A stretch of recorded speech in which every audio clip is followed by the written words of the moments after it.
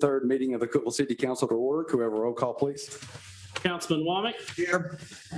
Councilman Miller. Here. Mayor Shelton. Here. Councilman Walker. Here. 4 present. Thank you. At this time, I'd like to invite those that wish to do so to stand for the invocation given tonight by Luke Eldridge of the Engrafted Word Church, followed by the Pledge of Allegiance to the United States flag.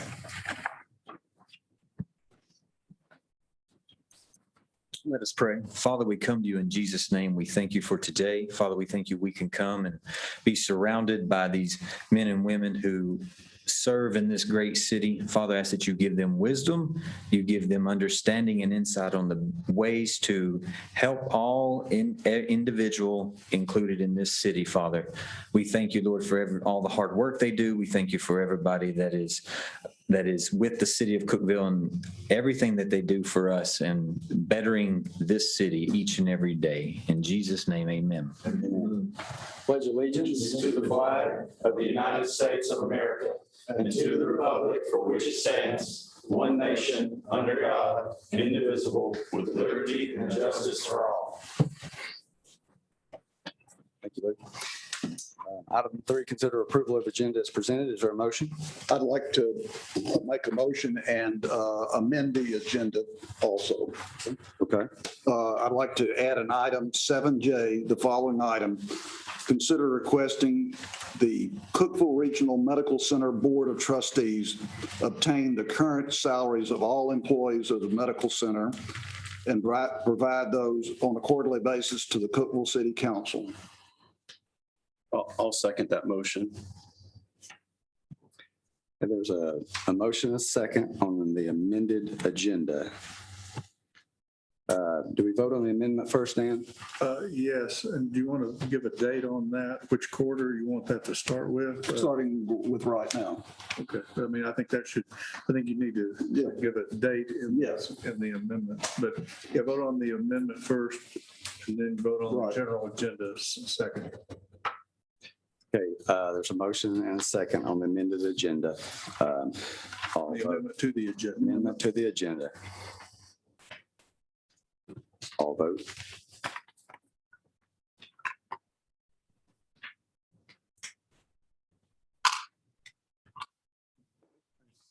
Closing the vote. Are all votes correct?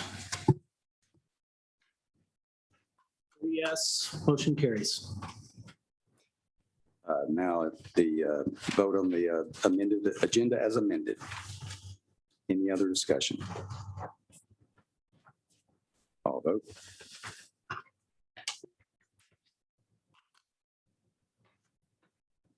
Closing the votes. Are all votes correct?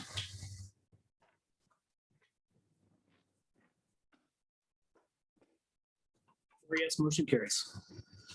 4A, consider appointment to the city attorney for a 2-year term. Mr. Mills. Mayor and council members, the current term of Dan Ryder as our city attorney expires on July 1st, 2021. The city attorney is appointed by the city council and serves a 2-year term. Mr. Ryder has agreed to continue to serve if reappointed, and I would recommend for his reappointment with the firm of Moore, Ryder, Fitzpatrick in New York to serve in his absence for a term to expire July 1st, 2023. Is there a motion? So moved. Second. Motion is second. Any discussion? I just want to thank Mr. Rader. Your law firm's done a really good job for us. Anytime we give you a call for anything, you're there, and I really appreciate your services to this community. I'd also like to say that Cookeville is getting big enough where the city of Cookeville needs to have its own attorneys in-house. I'm not going to vote against Mr. Ryder, but I'm going to abstain because I think we've gotten big enough where we should have our own in-house legal counsel. We started talking about that 17 years ago, and I think we've gotten big enough to have our own in-house counsel. Any other comments? I'll vote. Closing the vote. Are all votes correct? 3 yes. Motion carries. 4B, consider appointment of a city judge for a 2-year term. Mr. Mills. Mayor and council members, the current term of David Ledbetter as our city judge also expires on July 1st, 2021. And as with the city attorney, the term is a 2-year term appointed by the city council. I've contacted David. He's agreed to continue to serve if reappointed. I would recommend for his reappointment with Joy Buck Gothard to serve in his absence, and she's also agreed to do so for a term to expire on July 1, 2023. Thank you. Is there a motion? So moved. Second. Any discussion? All vote.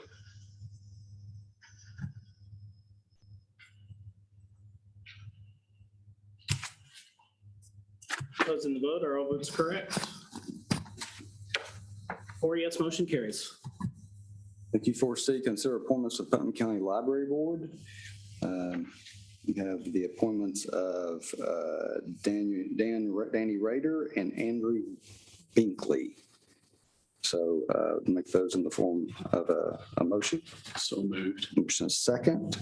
Any discussion? All vote.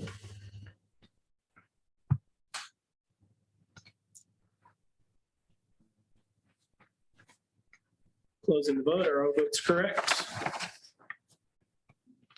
4 yes, motion carries. Under old business 5A, consider approval of minutes of council meeting held on May 20. Is there a motion? So moved. Is there a second? Second. Motion is second. Any discussion? All vote.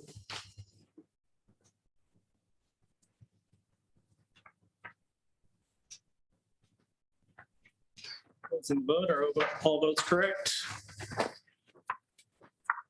4 yes, motion carries.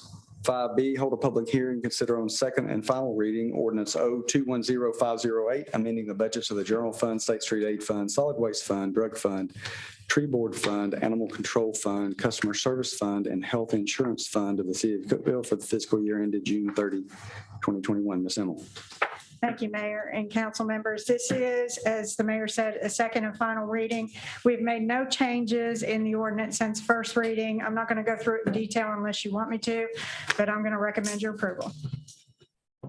All right, this will open the public hearing portion of the meeting. Do we have anyone that would like to speak about this?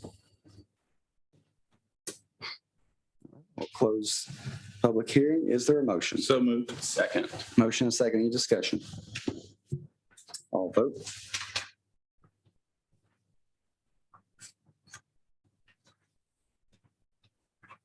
Closing the vote, are all votes correct? 4 yes, motion carries. Thank you. And the consent agenda, 6A, set a date 7/1/21 for a public hearing on ordinance O-210614, the rezoning of one parcel located on Buffalo Valley Road, tax map 54-093.03 from RS10 single family residential to RS5 single family residential. And 6B, consider awarding bids for transformers for the electric department. Is there a motion on the consent agenda? So moved. Second. Second. Motion is second. Any discussion? All vote.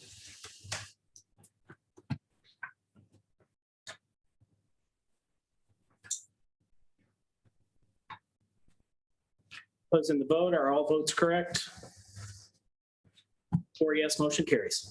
Under new business, 7A, hold a public hearing, consider on first reading ordinance O-210507, the rezoning of 1368 West Broad Street, 20 CC Camp Road, and 2221 West Jackson Street from CL Local Commercial to LM Light Manufacturing. Mr. Ward. Thank you, Mayor and council members. Here's a general location of the rezoning under consideration. Here is a site map of this rezoning. It includes one whole parcel and a portion of two other parcels. Here's an aerial view of the property. And an existing zoning map. The subject property is further identified as tax map 54D Group A, parcel 33.01, which is 20 CC Camp Road, a portion of tax map 54D Group A, parcel 34.04, which is 1368 West Broad Street, and a portion of tax map 54D Group A, parcel 34.00, which is 2221 West Jackson Street. The area consists of approximately 5.76 acres, which is 6.1 acres, including the right-of-way. The area is contiguous with CL Local Commercial Zoning to the east and north, CL Local Commercial and LM Light Manufacturing to the west, and LM Light Manufacturing to the south. The LM district is intended for light industrial uses and establishments involved in the manufacture predominantly from previously prepared materials or finished products or parts, including assembly, processing, fabrication, limited storage, wholesaling, distribution of such products, but excluding basic industrial processes. Commercial and service uses in support of industrial uses are also permitted. In early 2021, Mr. Jack Stott submitted a site plan for a warehouse development to the city for review. The proposed structure was depicted over the zoning boundary from LM Light Manufacturing to CO Local Commercial, mostly in the CL district. Warehousing is not a permitted use in the CO Local Commercial zoning district, which prompted this rezoning request. The future land use concept plan element of the Cookeville 2030 plan depicts this area as best suited for mixed use, commercial, industrial, and local commercial use. The future land use classification of the parcel at 1368 West Broad Street includes both commercial, industrial, and local commercial designations.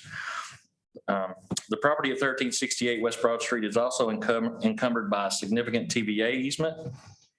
The easement is 150 feet wide and accommodates a 161 kV TVA electric transmission line and a 69 kV electric line owned by the Cookeville Electric Department. The easement bisects the property from north to southeast. No structures can be erected within the easement, but access drives, parking, and other ground level activities may be allowed with written approval from TVA.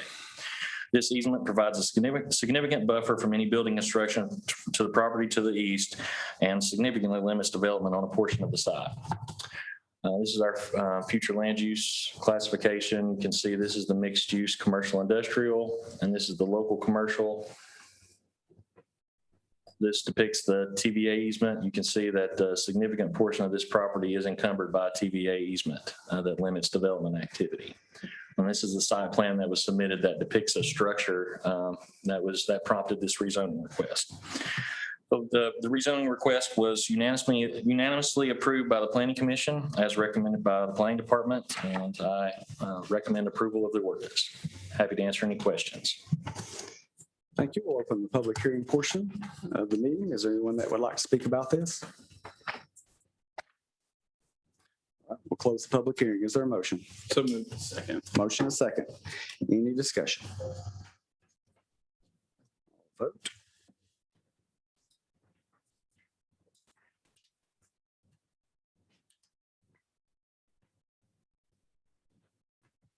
Closing the vote. Are all votes correct? 4 yes, motion carries. 7B, consider approval of agreement with the Tennessee Department of Transportation for safety improvements at the railroad crossing at East 9th Street. Greg Brown. Mayor and Council, this agreement will provide safety improvements to the crossing at East 9th Street. This is a 10% match. Our improvements will consist of signage and street markings. The railroad will improve the warnings at the track. Our part of the agreement will cost us $514.50. I would request your approval. Thank you. Is there a motion? So moved. Second. Motion and second. Any discussion? All vote.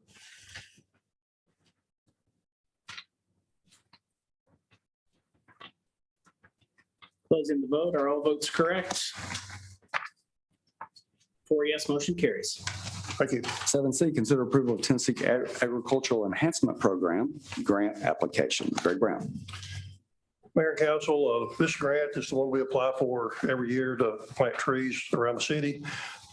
This grant application is for the amount of $7,115. It's a 50% match, which means our part will be $3,557.50. We'll use the money to buy a tree and plant trees in the Neal Street median, Dogwood Park, Cookeville Cemetery, and other locations. I would request your approval to apply for this grant. Thank you. Is there a motion? So moved. Second. Motion and second. Any discussion?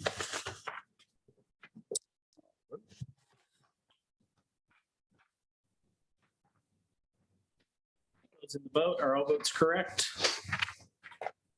4 yes, motion carries. Thank you. 7D, consider authorizing the city manager to sign operation and maintenance agreement with TTU Electric Department for the electric department. Carl Haney. Mayor and council members, this is a renewal for an existing agreement we have with TTU for maintaining their underground distribution system.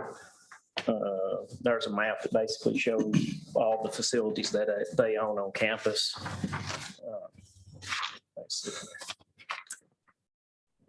TTU's owned these facilities since 2015. The electric department provides operation and maintenance for those facilities, and TTU reimburses all the cost. This is for an initial term of 3 years with a 2-year renewal option, and I'd be happy to answer any questions and recommend your approval. Thank you. Is there a motion? So moved. Motion and second. Any discussion? All vote.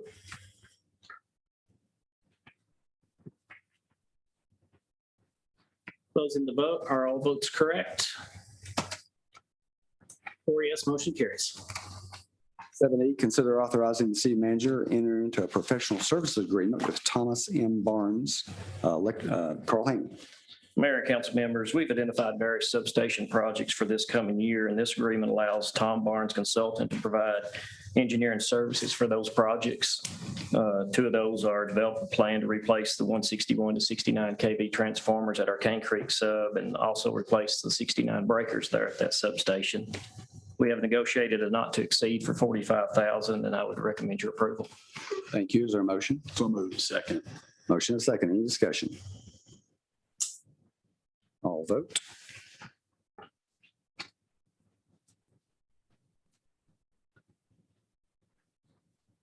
Closing the vote. Are all votes correct? 4 yes, motion carries. Thank you. 7F, consider approval of engineering contract, site suitability and preliminary engineering report, I-40 wet weather storage facility, water quality control department. Ronnie Kelly. Mayor and council, approximately 10 years ago, council authorized us to hire Gresham Smith to do a sewer system capacity model and develop that. Our goal is to obtain information on the remaining capacity of the trunk line that serves the majority of Cookeville and how they were performing with the added customer base we've developed over the last 20 or 30 years and during certain rain events. We had good information from our SCADA systems, and we sort of knew what was going on there. So we tried to focus on the trunk lines coming down to the wastewater plant.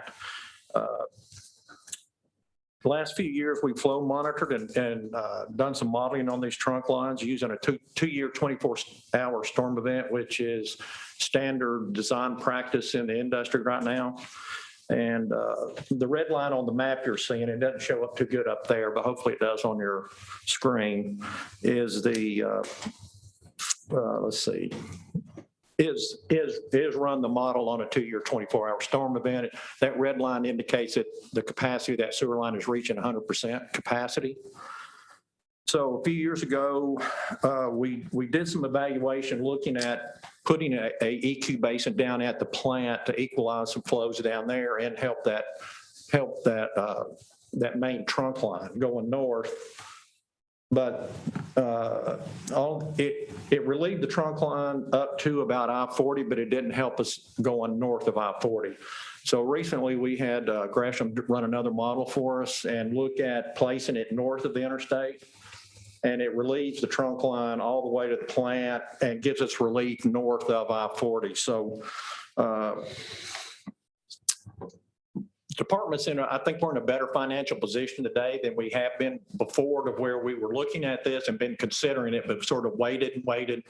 I think there's going to be some more federal money coming from infrastructure grants. I think the state's going to they've got a bunch of money coming. I think they'll probably push some of that out to cities for infrastructure.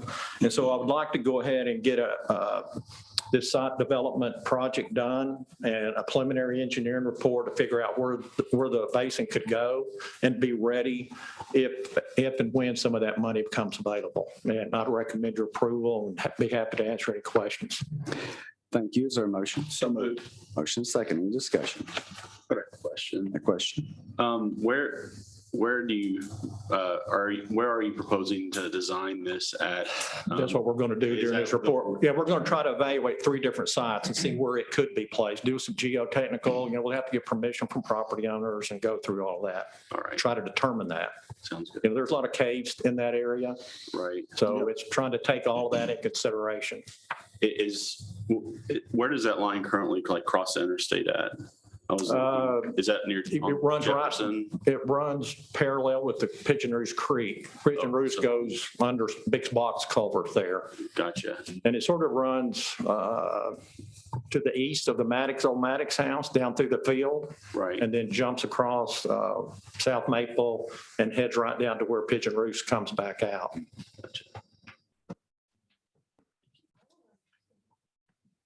Any other comments from the council? No. Do I have to go up there? Can I? Technically, the discussion's only in the council, since it's not a public hearing. Did you had something related directly to that? Just wanted to ask the gentleman what the ballpark figure of the cost of the project?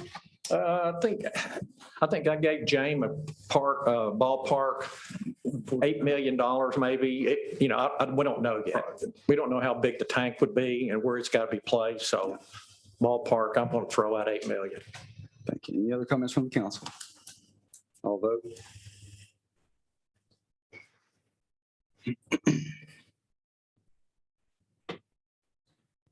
Closing the vote. Are all votes correct? 4 yes, motion carries. Thank you. 7G, hold a public hearing, consider on first reading ordinance 0210610, providing a tax levy for the 2021-2022 fiscal year. Ms. Emmel. Thank you, Mayor. Mayor and council members, this ordinance will establish a tax rate for the 2021 property taxes, which is for our fiscal year 21-22 budget. The tax rate is currently 99 cents and is allocated to 72 cents to the general fund, 4 cents to the general obligation debt service fund, 15 cents to transportation infrastructure fund, 3 cents to economic development fund, 1 penny to quality of life fund, and 4 cents to the solid waste sanitation fund. Total estimated property tax revenue for that 99 cents is $8.9 million. That's net of a 5% allowance that we assume for uncollectibles in the first year. The certified tax rate will not be finalized and available until after July 1st. This ordinance will adopt the certified tax rate as rounded up to the nearest whole cent. This is consistent with past practice for the last 3 reappraisal years. It is considered a tax increase. The increase will depend on what the certified tax rate is, but will be minimal. For every $100,000 in appraisal value, each tenth rounded up would mean 25 cents. This slide shows you the growth in the penny rate for the last 10 years, from 2010 to 2020, last year's property tax. And last year's penny rate was 89,305. And it has grown over that 10 years, 36.3%. And you can see, looking at 2016 was the last reappraisal year, and you could see the big jump there. It jumped about $7,500. This slide shows you a comparison of the city of Cookeville's 2020 tax rate as compared to other cities in the state. And you can see we remain on the bottom half of that chart. And then this is a historical summary of the city of Cookeville's tax rate going back to 2006. And I've got 3 years of reappraisal on there. And you can see I've added the certified tax rate so you can see how we rounded it up. So I'd be happy to answer your questions, but I would recommend your approval of the ordinance. We'll open the public hearing portion. Is there anyone that would like to speak about this matter? All right, we'll close the public hearing. Is there a motion? So moved. Second. Motion and second. Any discussion? All vote.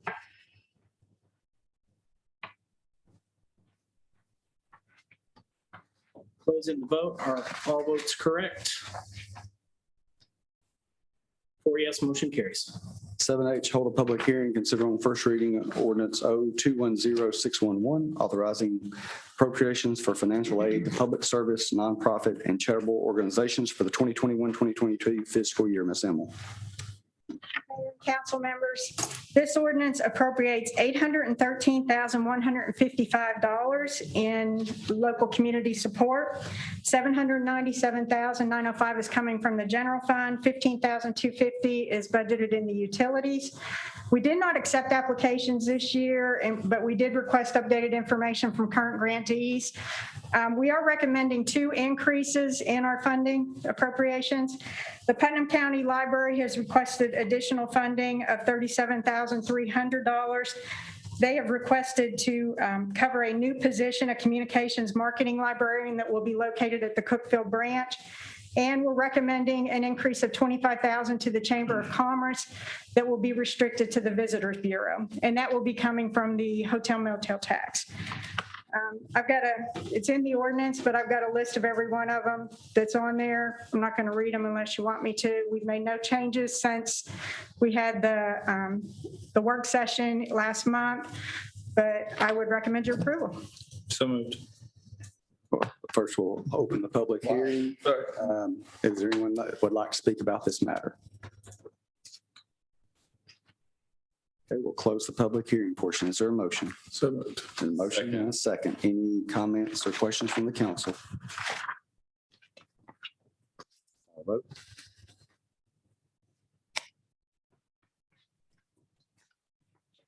Closing the vote. Are all votes correct? 4 yes, motion carries. Thank you. 7I, hold a public hearing to consider on first reading ordinance O210612, adopting the City of Cookeville, Tennessee annual budget for the fiscal year beginning July 1, 2021 and ending June 30, 2022. Ms. Emmel. Mayor and council members, we're going to jump right into the general fund.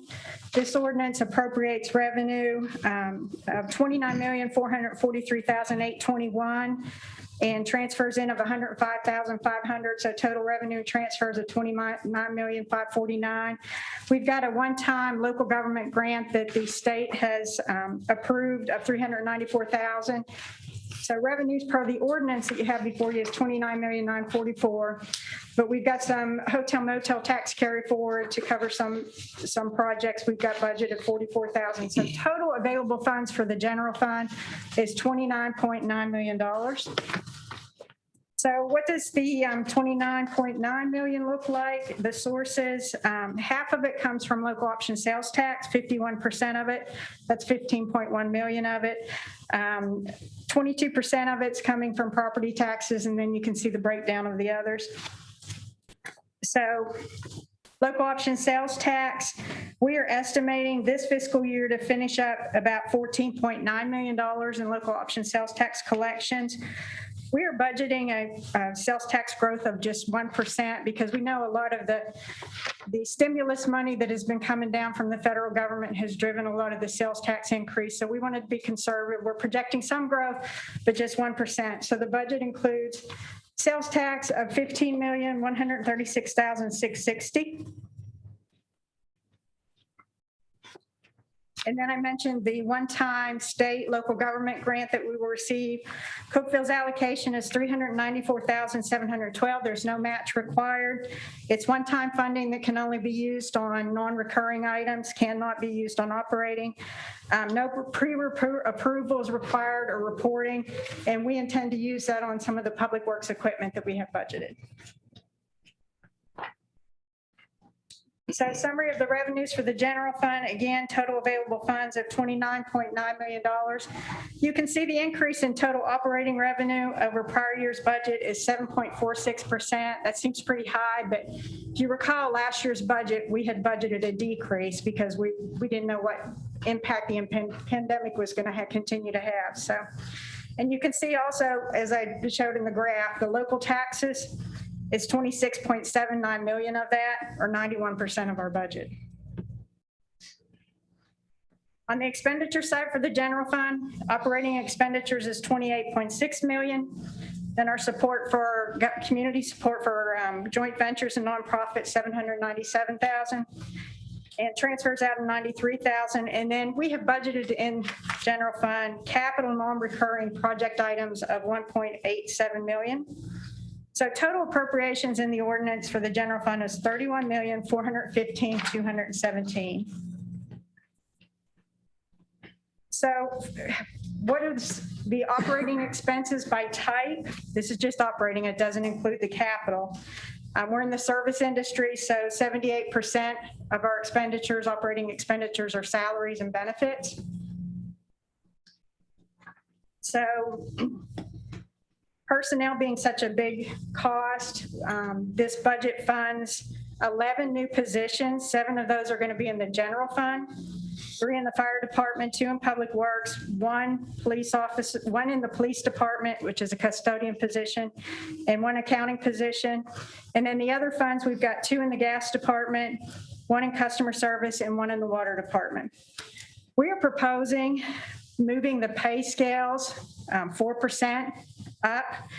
Since we adopted the plan in fiscal year 14, this will be just the 3rd time that we've moved those pay scales, those ranges.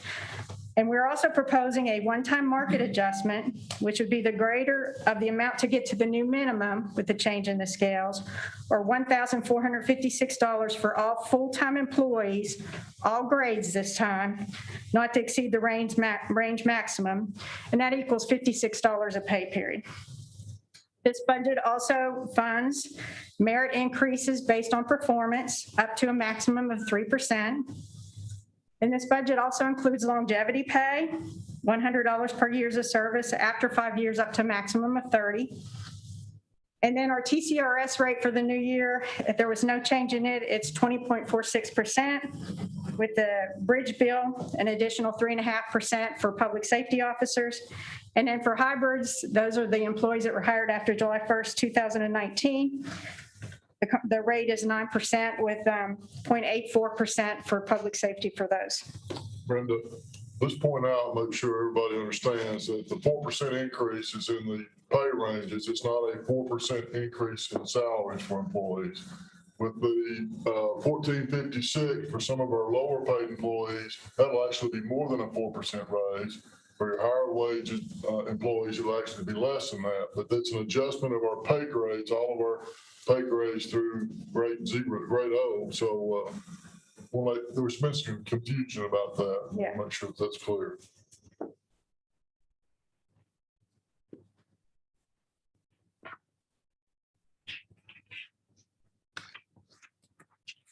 So this is a summary of the expenditures by department. Again, operating expenditures are $29,450,000. That's an increase of 7.54% over prior year. And then total expenditures and transfers out of $31,415,000. And then this is a look at operating expenditures by department. And again, you can see police and fire are the largest pieces of that pie. 53% of our operating budget is spent on public safety. So we'll jump right into the police department. This budget appropriates for operating $9,813,530 and $355,087 for capital, non-recurring items. And funded in this budget is a janitorial position for a half a year after they move into the new building. We've included $50,000 for the UCHRA SAS contract, which does expire this month. So if they continue in that into the new year, there's funds available for that. 7 patrol vehicles with the equipment and installs. Computer replacements, $40,000. Protective masks, $26,000. And in operating, we budgeted the year 3 cost of the body camera project of $138,900. And we've increased operating costs for the new building for a half year, increased utilities, insurance costs, copier costs, that kind of stuff. So that's the police department. And we moved 1 IT position from this department to the new IT division we have under the general department. Fire department operating budget is $5,870,350. Capital $305,100. And again, we're proposing adding 3 firefighter positions to this department. And we've got $150,000 budgeted for engineering design for station 2 and 3. $65,000 to get another rapid response medical vehicle. I think that has served very well, and they've been very pleased with that and would like to get another one. And the lightweight turnout gear, $41,600. Breathing apparatus bottles, $27,500, and Knox boxes in some of the trucks for $21,000. We're also proposed in this budget to increase paramedic pays. If our firemen are an actual paramedic, they get a stipend. So we're increasing that from $2,000 to $3,120. Public Works Department has an operating budget of $3,824,360 and capital of $633,500. We're funding 2 positions in this department, light equipment operators. And then for capital, we're budgeting a tractor with a sidearm mower, $87,500, an excavator, $250,000, 2 pickup trucks, $51,000, and replacing our street sweeper for $245,000.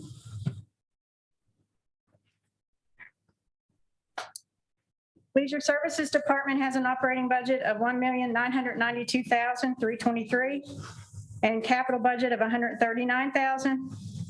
The capital includes a feasibility study for an ice rink and aquatics facility of $124,000. And then we put $15,000 in there for whatever cost it takes to move the offices to the bottom of the CPAC building after the police vacate it.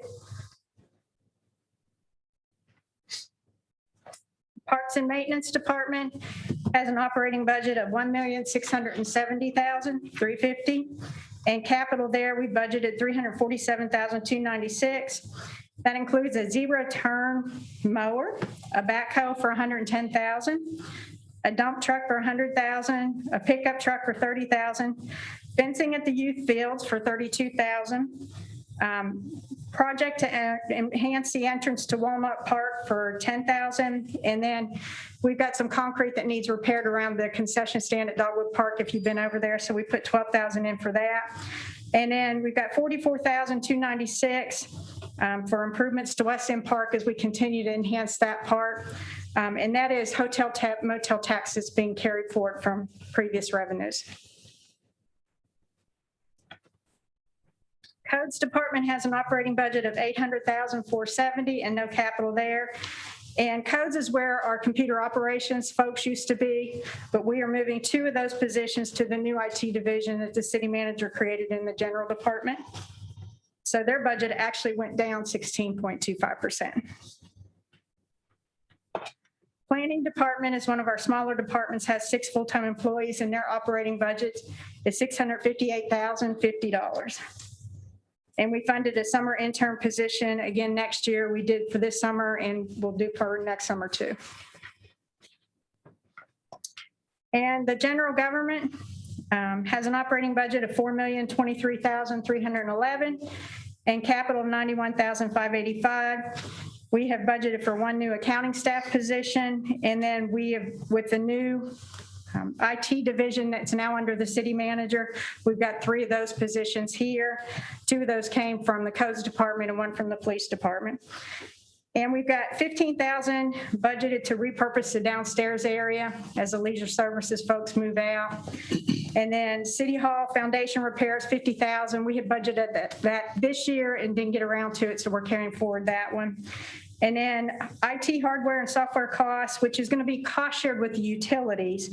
The general department's cost is $26,585, but we're looking at upgrading our antivirus software.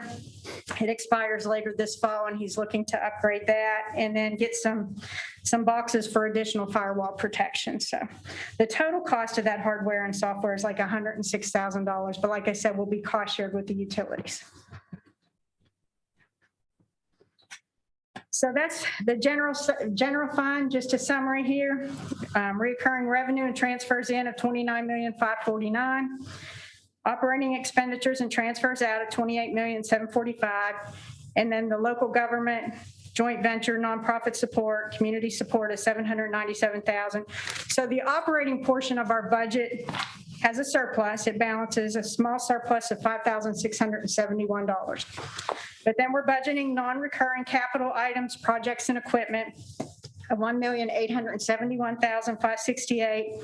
We've got the one-time state local government grant of $394,712 that would be put towards that equipment. So the overall change in the fund balance is $1,471,185. Add the hotel tax carry forward of $44,000. So overall, this budget has a deficit of $1,426,889. So we're projecting to have a fund balance at the end of next fiscal year of just over $25 million. Okay, moving on to the transportation fund. It's projected to have a beginning fund balance of $2.6 million. Revenue there is 15 cents of the property tax, $1,368,000, expenditures of $1.2 million, and a transfer out to debt service of $868,000. So we're looking to reduce the reserves there, $789,000. The expenditures there include $600,000 for Phase 1 of the 10th Street project at Old Kentucky Road, $88,766 for engineering and design on widening 10th Street to Fisk, and then $500,000 West Stevens Street improvements, and then Hudgens Street's improvements, $100,000 there. And then we're proposing to do a bond issue for street improvements to include 10th Street. So the debt service on that will come out of this fund, and we're looking at $868,251 to do debt service on $10 million debt issue. State street aid has a beginning fund balance of $1,289,000. Revenue budgeted there is $3,051,000. And expenditures, $3,570,000, reducing fund balance there, $519,201. The appropriations for expenditures there includes $825,000 for paving city streets, $50,000 for sidewalk improvements, $50,000 for salt and snow removal, $60,000 for intersection improvements, and $2,548,000 for capital. That includes $14,000 for the railroad safety project with TDOT, $39,000 for traffic signal controllers, $75,000 for traffic signal battery backups for 10 intersections, and we have applied for a TDOT safety grant for that, so we may get reimbursed for that, $75,000. And then the rest of that is all related to grants that we have for various sidewalk projects around town, East Spring Street, Interstate Drive, and TTU. And the revenues in this fund are the gas tax that we get from the state, and then the grants. So, and the gas tax is based on per capita state shared revenue. So the solid waste fund is going to start the fiscal year with a fund balance of $1,043,000. Revenues budgeted there includes charges for services, and 4 cents of the property tax goes in there. So $2,064,650. Expenditures there, $2,219,000. So we're going to reduce reserves there, $154,379. And then next fiscal year with a fund balance of $888,950. The appropriations for expenditures there includes operations for residential collection, commercial collection, and brush collection. And then $486,000 in capital includes dumpsters, roll-off containers, residential carts, and then 1 side load garbage truck of $335,000. General Improvement Bond Fund is where we account for projects that are funded with bond proceeds. It's going to start the year with $2,078,000. We're proposing doing 2 bond issues after July 1st. One is to complete the police station. City Council had authorized us up to $19 million. We did half of that already this fiscal year. Shortly after the fiscal year, we'll borrow the second half of that. So $8 million to finish up construction of the police station. And then another proposed bond issue of $10 million for street improvements, including 10th Street widening. So bond proceeds of $18 million, expenditures and transfers, $19,301,000, thus reducing this fund balance by $1,298,000.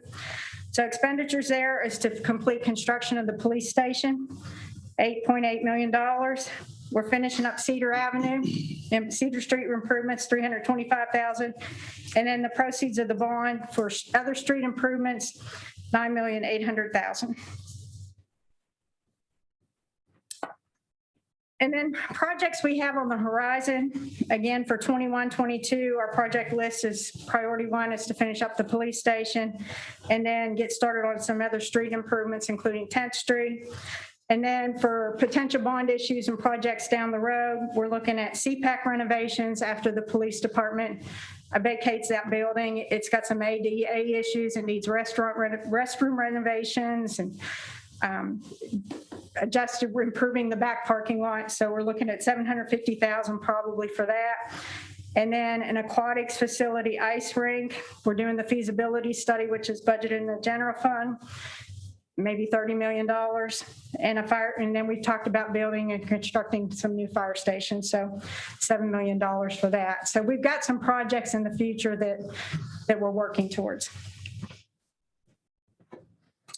The general obligation debt service fund. It's starting out the year with $11,242,000 in fund balance. During this fiscal year 21, we did pay off debt of $4.8 million. We paid off all the variable rate loans and we called the Build America bonds. So we're still starting out with $11,242,000. We're budgeting revenues there of $4,296,000.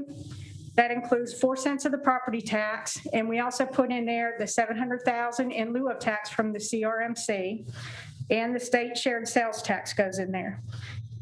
Transfer from the transportation fund to do the debt service on the new bond issue, proposed new bond issue of $868,000.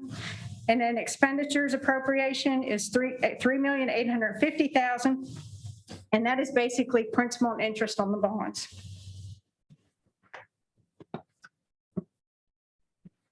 This slide shows you what bonds we have currently outstanding at July 1st. We have $18,785,000 in bonds outstanding.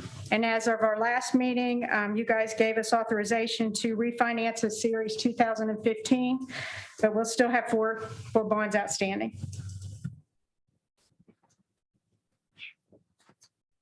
Economic Development Fund is going to start the year with a fund balance of over $2 million. Revenue going in there is 3 cents of the property tax and some other rent, that solar panel project that we did. $300,800 is the budgeted revenue there, and expenditures is $261,000, and that includes $75,000 transferred to the general fund, which covers the contribution to the Chamber of Commerce, $50,000 for the Highlands Initiative, and $25,000 for the workforce development. $25,000 is a construction of a parking lot on the west side where we purchased the property over there, and $50,000 for Stewart Cemetery Road relocation. And we budgeted $120,000. That's the SAIC wage incentive agreement. That's the maximum that they could request in one fiscal year.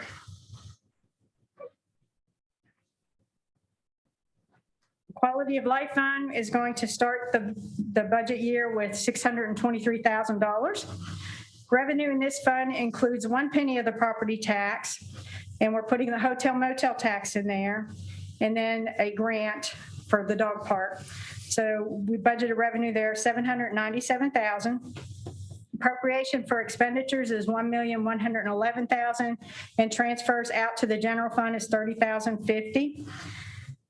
The appropriations for expenditures is $28,000 for park activities. That's $8,000 to sponsor 4th of July fireworks, and $20,000 for Christmas in the park. We budgeted $25,000 for gateway signage and landscaping around the interstate, and then $60,000 after July 1st, finishing up the dog park at Cane Creek Park. And then parks and recreation improvements of $990,000.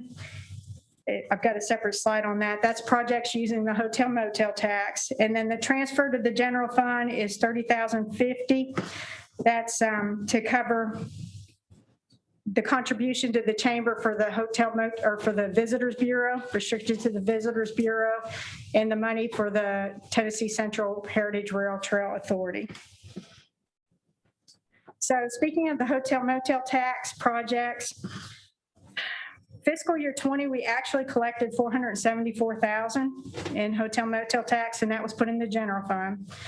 Estimated collections this fiscal year is $560,000, and we're budgeting collections next year of $600,000. So what we've done with that money so far completed is we purchased additional land to expand Cane Creek Park at $351,000, and done some improvements at West End Park. So we have completed $377,000 of those projects. And then I got listed there what we've got in process that we are spending that money on, that we've committed to. And then budgeted plans is what we've got budgeted in this budget in the Quality of Life Fund. Again, $25,000 to the chamber for restricted to the Visitors Bureau. Cane Creek Lake Shoreline Restoration Project, Youth Fields parking lot with lighting, the Depot Steam Engine caboose repainted and refurbished, basketball courts at Cinderella Park and Cane Creek Park, the rail trail extension to the west, design and plans, Cane Creek Fields, 3 pickleball courts, More work at the West End Park. And then Franklin Avenue Park improvements, 45,000. And then we put 15,000 in there for downtown beautification. And then 250,000 once the feasibility study is done on the ice rink aquatics facility. There's 250,000 if we move ahead with preliminary design work. So that's the status of the hotel motel tax money. And you can see we've actually budgeted more in projects than what we anticipate to get in. So moving on to the drug fund, it's anticipated to start the year with a fund balance of a little over 300,000. Revenue, which is fines and forfeitures, is 46,500. Expenditures, we've appropriated 160,600 there, and that includes 20,000 for drug investigations, 100,000 for vehicles, 20,600 for drones with some software, and 10,000 for gym equipment, and 5,000 for a search and rescue dog. Employee health insurance fund, we're projecting to start the year with $3.5 million in fund balance. We're budgeting revenue there of $5,235,000, and that is premiums that come from the city, our employees, and our retirees who participate in our plan. Expenditures are the claims that get paid out of there, and we are appropriating $6,144,500.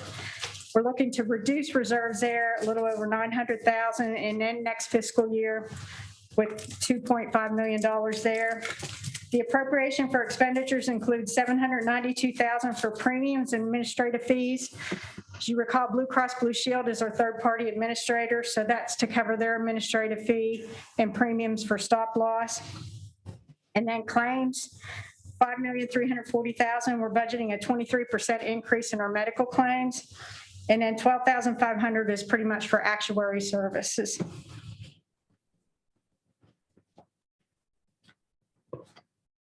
Workers' Comp General Liability Fund is really kind of an internal service fund. It's starting the year with over $900,000. Revenues, which are really reimbursements from the departments, of $658,000, and expenditures appropriation of $650,000. Basically, we pay our workers' comp and general liability claims out of this fund, and then the departments reimburse the fund for those claims. So we're projecting to add to fund balance there $7,850, and with a projected fund balance next year of $920,000. The tree board fund has a fund balance of $11,347 to start the year. Revenues and transfers in is $7,570. We transfer $5,000 from the general fund to this fund, and then we're budgeting $2,500 for a grant, and I think Greg had just presented that application this evening. Expenditures here appropriated is $10,200, and we're going to reduce reserves there with a projected fund balance at the end of next year of $8,717. Animal Control Fund has a fund balance projected to start the year at $1,465,000. Revenues and transfers in is $402,250, and then expenditures is appropriated at $451,592. Thus reducing those reserves by $49,342. We request a lot of the local governments support this fund, and we have requested governmental contributions. Of course, the city transfers in $88,000.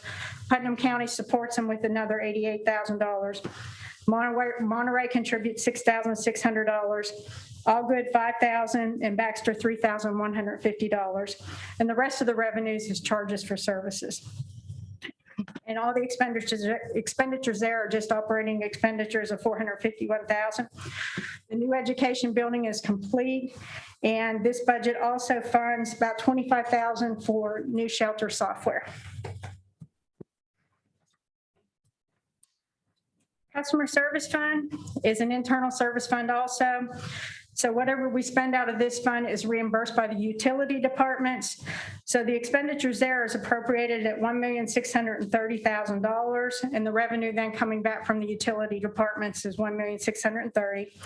So we've got meter reading expense and customer service expense, which is normal operating expenses of the department. And then we've appropriated $52,000 for capital expense. That includes $32,000 to replace another meter reader vehicle and $20,000 for software programming. And we have also included an additional position in this department, an assistant billing clerk. And jumping onto the utilities, the Water Quality Control Department is going to have cash reserves to start the year at $10,235,000. Revenue, $20,849,000. Loan proceeds, $4,800,000. They're applying for an SRF loan through the state of Tennessee. And then add back the provision for depreciation and amortization and deduct his expenses of $31,828,000. He's looking to reduce cash reserves by $2,284,000 and end next fiscal year with $7.9 million in cash reserves. His proposed budget includes the operations, operating and debt service expenditures of $14,748,589, and then general capital, $924,500, and then system improvements, we budgeted $7,519,000 there. He's got a lot of very large projects that we had shared with you last month at the work session. Electric department is going to start the year with cash reserves of $14,367,000. Projected revenue of $54,179,000. Add back depreciation and amortization, $2,784,000. And then their expenses are appropriated at $56,409. They're going to add to their cash balance $554,000 and end next year with a cash reserve of $14.9 million. They've got operating expenses appropriated at $51 million, maintenance expense $1.2 million, equipment and materials $3.5 million, and then debt service $310,000. Gas department is going to start the year with cash reserves of a little over $17 million. He's budgeting revenue of $12,043,000, add back depreciation $625,000, and then the appropriation for expenses there, $12,041,000. He's looking to add to cash reserves $627,000 also, for a total to end next year of $17.8 million. Appropriation for purchase of gas is $6,252,000, transmission and distribution. Operating expense of $926,000, administrative expense $2 million, and then capital expense $833,400.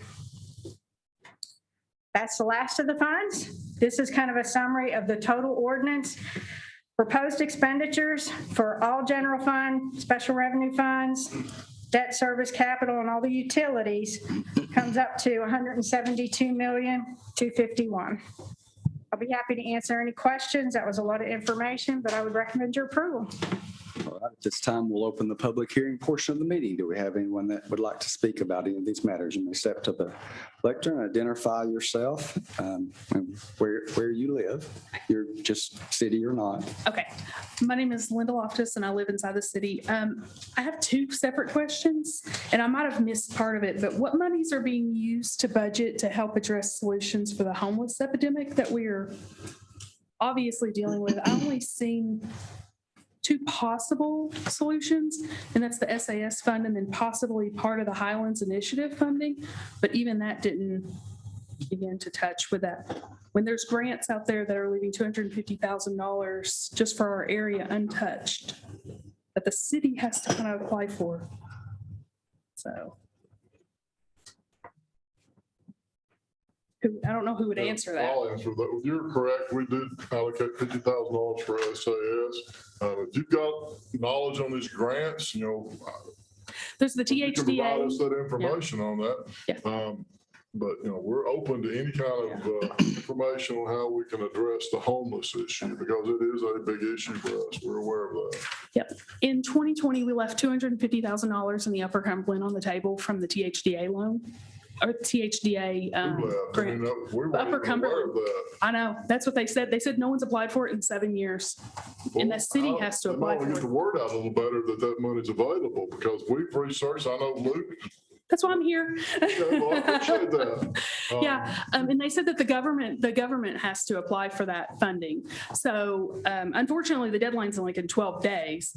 And I didn't know about it until about 4 weeks ago whenever I was looking into it. But I was hoping that it was here and it wasn't there, but that may be something we can work towards for 2021, 22.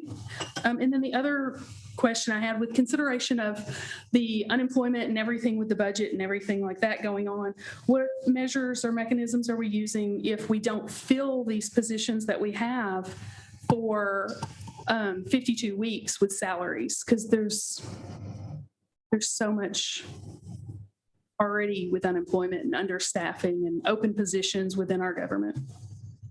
So for the new, Police you're officers. questioning the new positions that we're creating? Because I was like whenever I was talking to one of our police officers, they said they're so understaffed right now. It's like opening multiple more positions. That's just going to create more funding, which is great. We need it. We need police officers. I'm not arguing that, but we already have open positions that aren't filled. So, Well, the new positions we created, there are no police officer positions. The one position that is in the police department is for a janitorial position for when they move to the new building. So most of the positions that we have open are office staff, maintenance staff, firefighters. I don't know that they have a problem filling those positions, but we'll see, I guess. We get a lot of applicants. Carl, you may speak on, I think I heard yesterday we had 50 applicants for this police department position, police officer position. So we've got applicants. Now, whether or not they're going to qualify, that's another thing. On the firemen, let me speak on this. The budget includes 3 additional positions as firefighters, and that goes back to a long-term goal to fill 12 slots for a new 5th fire station. So we're trying to incorporate that not all at once, but to grow into that so it won't be a shock to us when we open up the 5th fire station. And if you would email James or myself the information on that grant, we don't have a dedicated grants department or grant staff. Each department tries to help out. And when we become aware of grants, just like Greg did one tonight for tree planting. So if there's one that you can email us the information, yeah, we'll be glad to look at it. Okay. Yeah, I'll definitely do that. Okay, thank you. Any other comments anyone else want to speak about the budget in the public hearing? Okay, we'll close the public hearing. Is there a motion on the budget? So moved. Second. Motion and second. Any comments or questions from the council? All vote. Closing the vote. Are all votes correct? 4 yes, motion carries. That's 7J. I don't have the language of what it was. The motion was that the Cookeville City Council requests that Cookeville Regional Medical Center Board of Trustees obtain the current salaries of all employees of the medical center and provide those on a quarterly basis to the Cookeville City Council. Okay, so is there a motion? I'll second it. Motion second. Discussion. Yeah, I've got some questions. This is kind of new information to the council. I don't think we were made aware of this ahead of time. So what are we asking for? We're wanting a report on all salaries of all staff, including medical professionals and any staff. Everyone at the Cookeville Regional Medical Center for the Cookeville City Council. And when would this report be due or I didn't put a deadline. Would you like to amend it to put a timeline or a deadline? No, I did. I think I do have some concern. I'm trying to understand what we're asking for here. I think that there has been some concern in the past for medical professionals, licensed medical professionals, that by publishing salaries or wages could make it difficult to be competitive in those specific fields. Would you like to amend it to take out medical professionals? Well, I certainly would encourage if this was the motion forward, that it would be amended, that it take that out. I personally kind of think that if we could, if we do have questions about the salaries and wages, that perhaps the city council could call a meeting with the hospital board of trustees and discuss those questions and in greater detail, and understand if that information is already available to us then.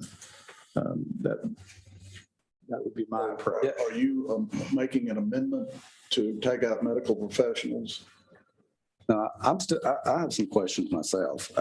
Yet again, this is another last minute, non-publicly discussed amendment to the agenda relative to the medical center, the fourth in 5 months by you, Dr. Walma.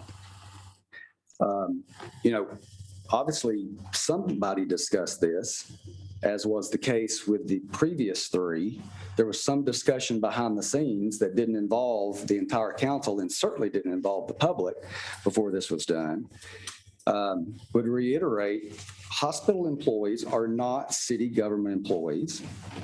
There's no local tax dollars that fund CRMC. In fact, the hospital pays to the city.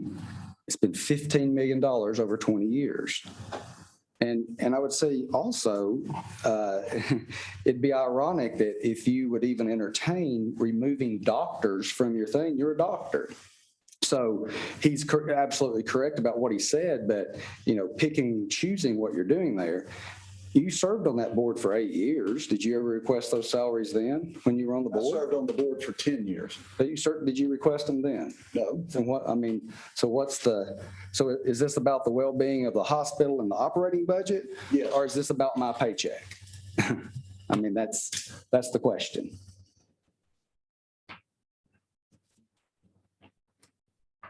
That's the question.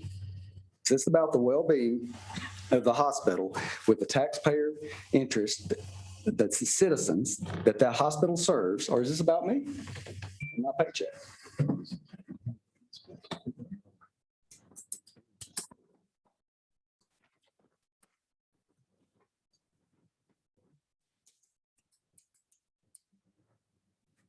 Again, I would encourage that any kind of, at the end of the day, I'd encourage that if this council does have direct questions involving the budget of the hospital, that should be done with the hospital board of trustees in mind. And if you can't get those answers via that avenue, then perhaps seeking an avenue such as this one would be a possibility. But in my opinion, the board of trustees elected, they have the sole responsibility for the operations of the hospital stated in the hospital charter.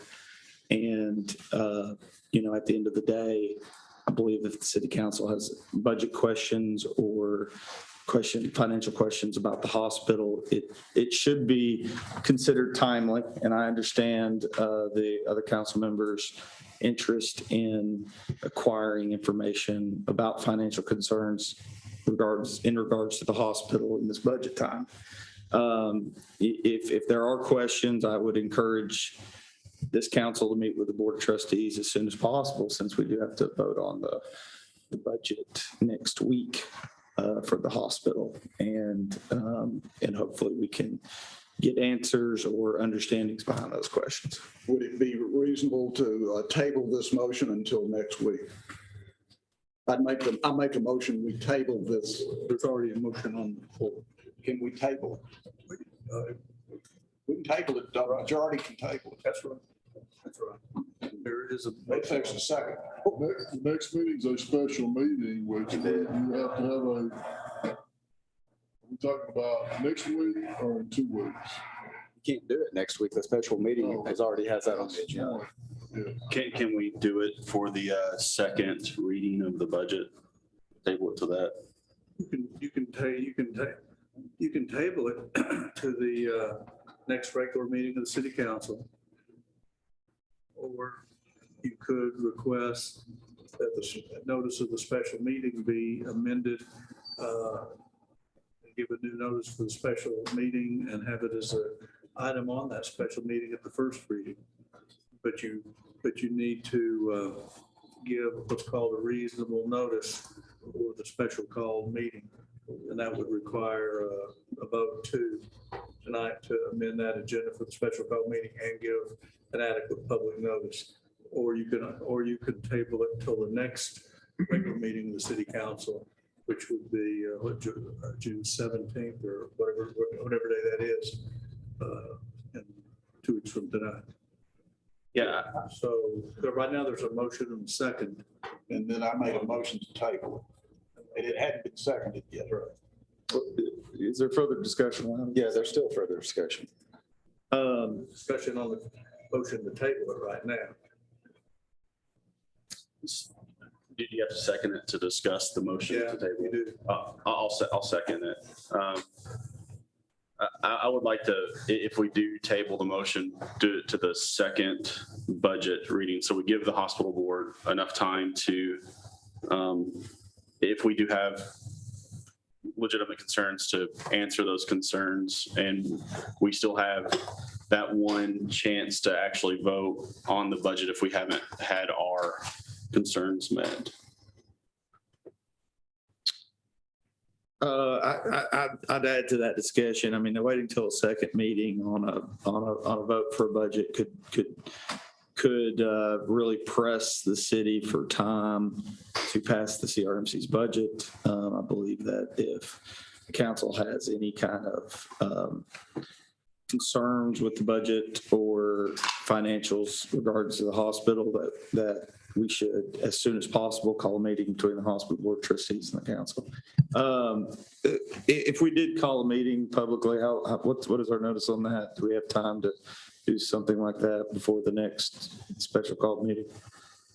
What kind of a meeting are you talking about? A meeting to inquire about these financial questions. I mean, another city council meeting or a Joint meeting, work session with the hospital trustees like you had the other day? a work session. Well, I think the law requires reasonable notice, and I don't think, unless it's an emergency, I would say 3 days would constitute reasonable notice. Okay. Could that notice be given, well, it needs to be agreed upon by the. Well, they have to, it takes two people to. Yeah, to agree to have a meeting, right? So. You can request a meeting and invite them to come. I think Mr. Court indicated he would answer questions. Be happy to. At the work session earlier this week, but that's up to the council to decide. Right now, it's the motion and the second on the tabling Dr. Womack's principal motion is what is presently. And the work session on Monday, he asked multiple times, was there other questions? Nothing was ever brought up in a public meeting. Again, as was the last time there was a budget work session with the Board of Trustees and the City Council. Multiple times were asked. None of these questions were brought up, yet the goalpost moves again to new information. So it just continues to move. Dan, is tabled the right action here, or is it postponed? Table require meeting to come off the table. Yeah, it depends on the vote to come off the table is more serious. I'd have to. We have one member that's not even here. Or it could be postponed, huh? And this is being taken up without the vice mayor here, who actually serves on the board as well. So that is, again,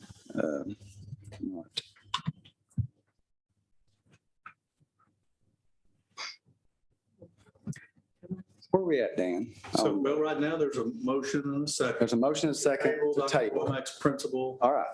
The 7J motion. So That's what's motioned and seconded and has been discussed for the last few minutes. further discussion on the matter. The hospital budget had been changed since the council and board of trustees previous work session. And it had been, corrections to that had been represented to the council. So I do believe that if this council feels that it's necessary to meet with the hospital board of trustees, that certainly is a valid request. However, requesting specific information like this without working through the board of trustees, I can't agree with that. Okay, so we have a motion, a second to table. All vote.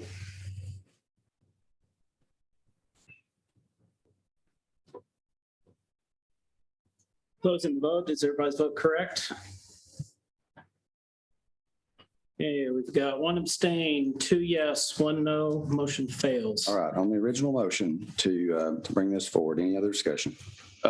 My big thing is with this, and I wish that we could have a better conversation with Paul about this, because we haven't actually received an answer. We've asked a question, and almost a third of the entire budget is one line item. And I would like to see a little bit of transparency there. I think it's something that we do need to work with the hospital to make sure that it's something that we're not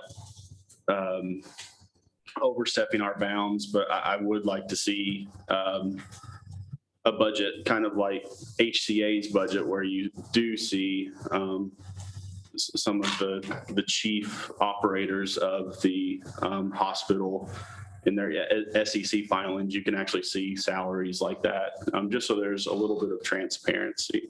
Again, there's no local taxpayer money, but I understand what you're saying. So we have a motion, a second.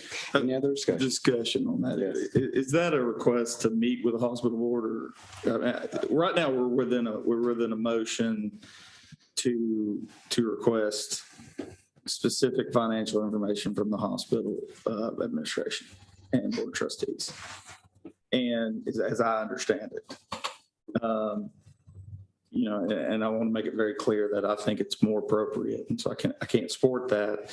And I believe it's more appropriate to call a meeting with the board of trustees if information about the budget is sought out. And so it's kind of, this is a new motion, but it's the same information as before. And regarding to this next vote and this current motion on the table, it's the same position I had on the last one. Correct. Are you making a motion to amend principal motion that's on the table, or are you just having a discussion? I was just discussing. Okay. I do kind of feel with Councilman Walker that we are a little broad on this, and I don't know the exact legal ways to ask the question. So it is a little difficult, but I hope the point is to allow us to actually continue a further conversation with Mr. Korth on the salary transparency. So is it the intention to amend this motion to meet with the board of trustees, or are we voting on the request for information? The motion, there's a second before the council right now, is to ask the board of trustees of the Cookeville Regional Medical Center to provide current salaries of every employee of Cookeville Regional Medical Center now, and to provide it to the council quarterly in the future. Now, that's the current motion. Is that correct? Is that what you said? Yeah. That's what's currently before the council for a vote right now. And discussion. You're back to discussion. All right, I'll vote.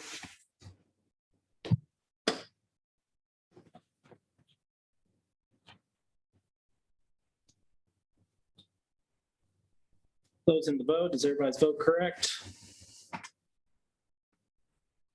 1 abstain, 2 yes, 1 no. Motion fails. All right, that concludes our agenda portion of the meeting. We have time at the end for citizens that would like to address the council on non-agenda items. Do you have anything? Anything from council? I'd like to thank the council for the opportunity to serve 2 more years as a city attorney. It's been a pleasure to work with the council and Mr. Mills and his staff, and make my job a lot easier than it otherwise would be. The council It's been a pleasure in spite of all these little issues we've had this year. And the directors, I'd like to thank them too, because they provide so much help to the city of Cookeville and to me as the city attorney. So I do want to express my appreciation. Thank you. Thank you. Adjourn.